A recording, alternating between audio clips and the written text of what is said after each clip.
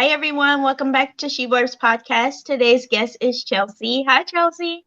Hi, Brooke. Thank you for coming on my podcast today. Thank you for having me. So, Chelsea is known for The Girl in the Cage, and she was invited on the Oprah show to tell her story, and she's getting her master's in social work.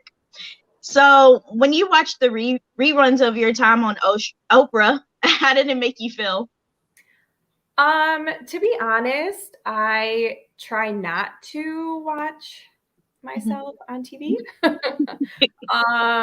Yeah, I don't enjoy doing that at all. I don't watch any of the interviews I do. I'm not going to watch this after we're done.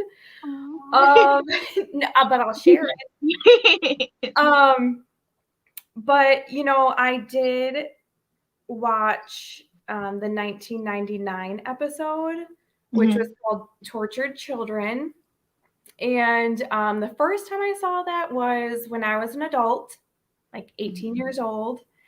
And I remember just feeling so sad for everybody in that episode, including myself, because I knew Oprah aired this episode, but I didn't ever get to see it, so I didn't know who else was on it or what was on it, and it was just really sad.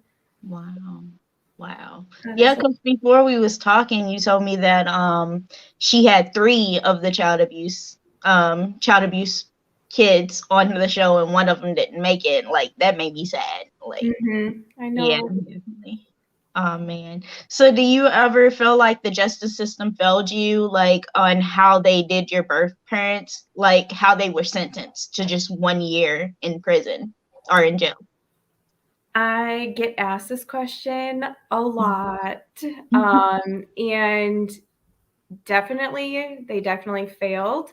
I didn't actually know originally like how or why they failed. I just thought like 1 year, that's not fair.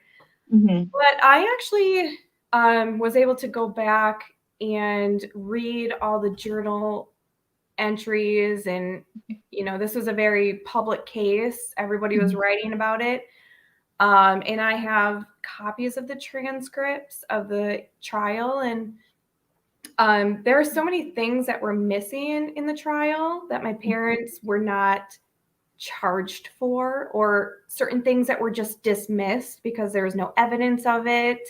And ultimately that played such a big factor in their sentencing, is because there just was no proof.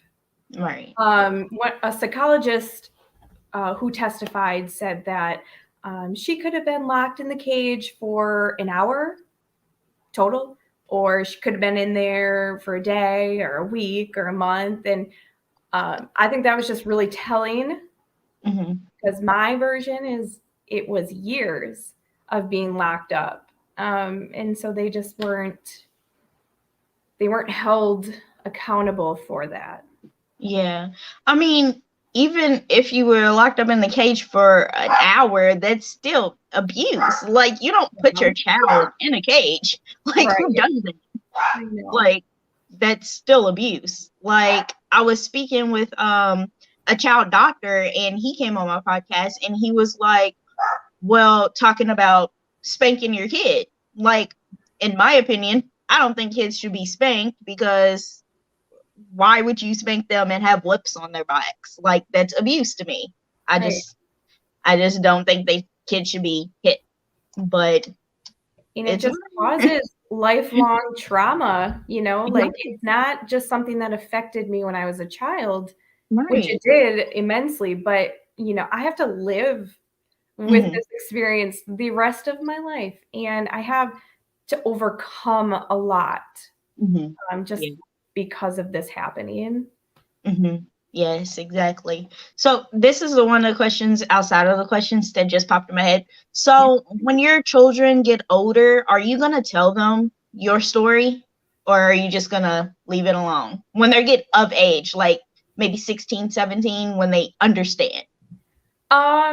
They definitely know that like my childhood wasn't exactly like their childhoods. They know that something was different about it, but they don't know exactly why.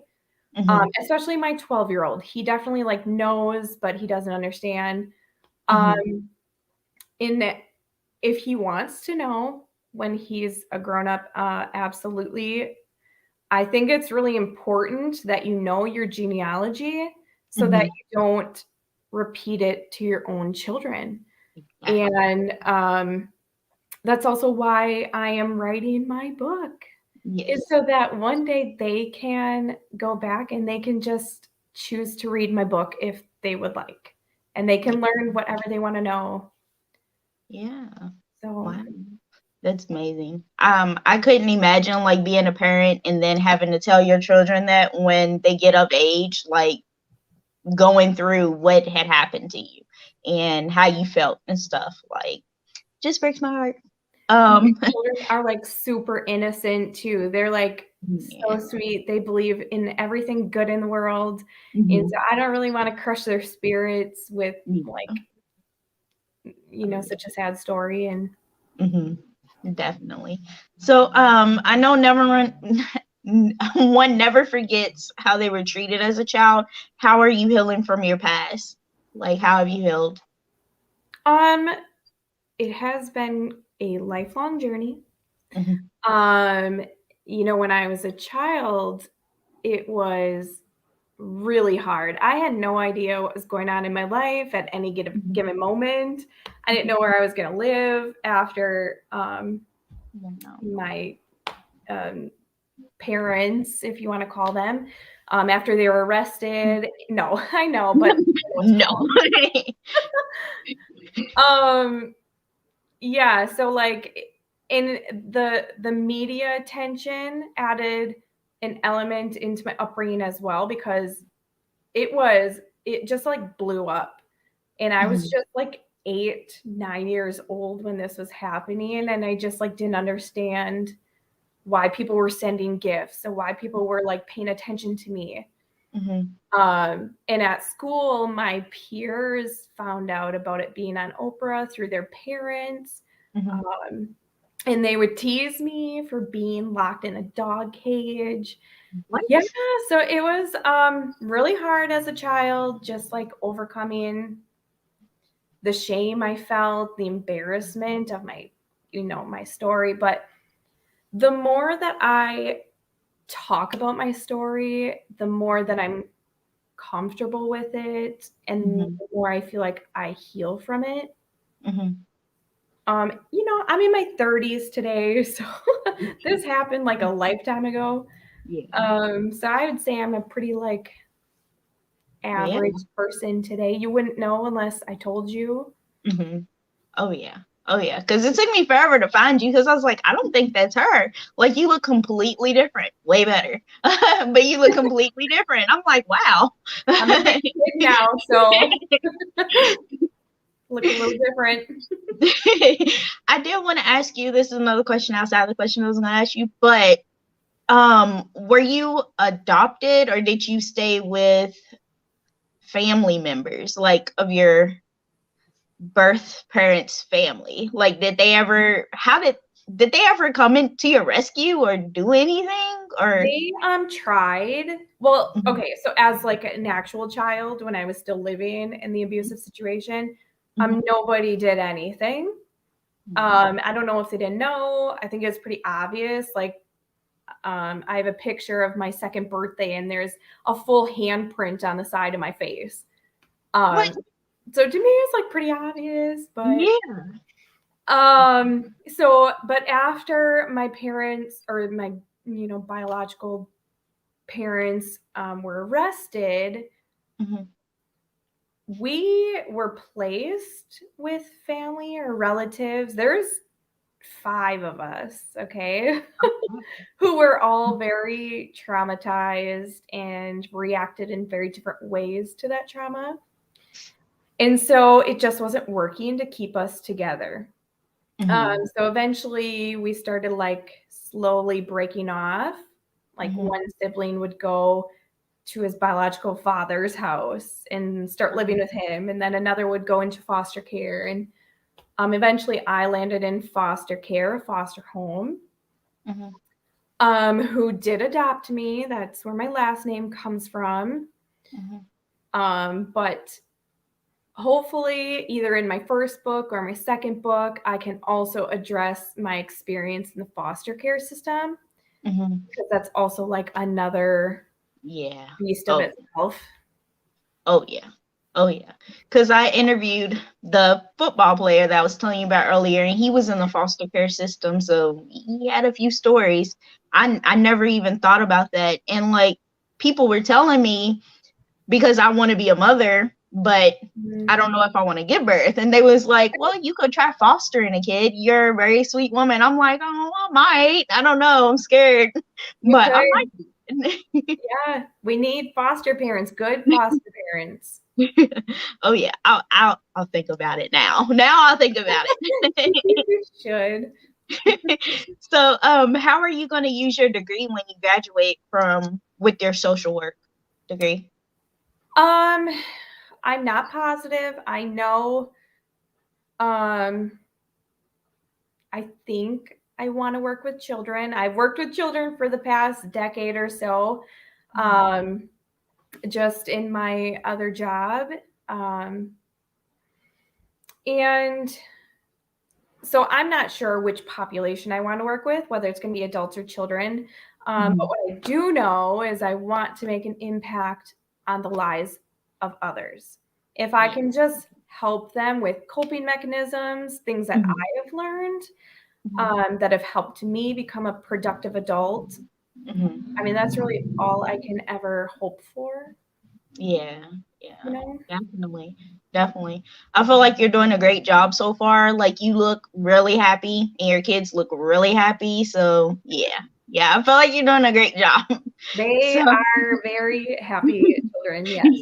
Oh yeah. So how did you? We already talked about how you overcome your abuse. You already told us about that. But do you want to tell anything else? Yeah, I get asked all the time, like, how did you do it? Like, how did you make it through? Because sometimes we can get stuck in this abuse, maybe like victim thinking. Yeah. And it's just really important to know that, like, if you are struggling, that it's okay to ask for help. Me personally, being able to like read and study my story really helped me to kind of put pieces together as to like why the abuse happened. Right. For a long time, I just like blamed myself, and I thought it was something that I did or caused, because in the trial I was being blamed. Or I mean, that's a lawyer's job, right? Is to protect their clients and make it look like it's the children's fault for the abuse that happened. But yeah, getting therapy and just being really real and vulnerable with yourself is the key, in my opinion. Right. Wow. I agree. I just feel like in your case with the lawyers and stuff, like I feel like they were like saying that the kids were lying about it. Like that's how I feel like they got out, like with only 1 year. Like I felt like they was just like, oh, the kids are lying, they're making up stories. Maybe they were just being punished, but I still don't think that that's a proper way to punish a child, is by putting them in a cage or in a closet or beating them. Like I just don't feel like that's proper punishment for a child, in my opinion. I mean, they were really bad parents. I mean, they should have stopped having children. They were financially struggling, and on top of it, having more children. And I did learn that I was the byproduct of an affair that occurred. And again, something that never came up in trial. I'm pretty sure my biological mother would have gone to her grave if I didn't discover this. So I think that caused some of the abuse as a child, like their relationship struggles. Yeah. But yeah, a year is just it's not shameful. Yeah, it's not right. But I want to thank you so much, Chelsea, for coming on my podcast today. Thank you for having me. You have a great day. Bye. Bye. Hey everyone, I want to thank you all so much for listening to my interview with Chelsea. Her life is pretty private, so I did not link any websites on her interview. I don't have any, I'm not gonna, yeah. So she's a pretty private person. So I hope you all enjoyed this interview, and I hope you all have a great day and make great choices. And please, please, please stand up against child abuse.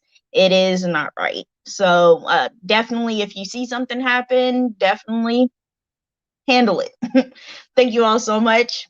Have a great day. Make great choices. Bye.